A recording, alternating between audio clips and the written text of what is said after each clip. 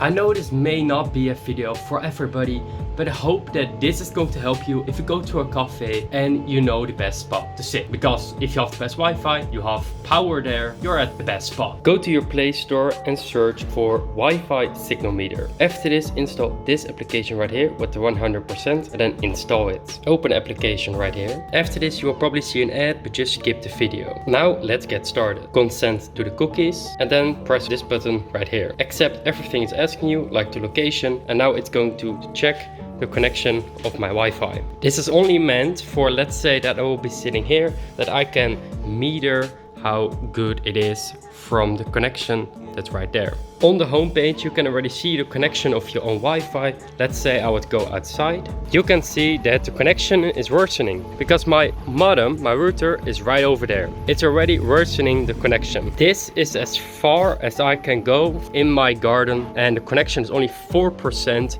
with the router itself. Like this video if you haven't yet, and subscribe to our channel because we are going to make more videos like this, and I really hope you enjoy them. So let me know down in the comments how we can make our videos better, and if you want to join our team, please comment down below or go to Discord Milan Telt if you want to contact me for free.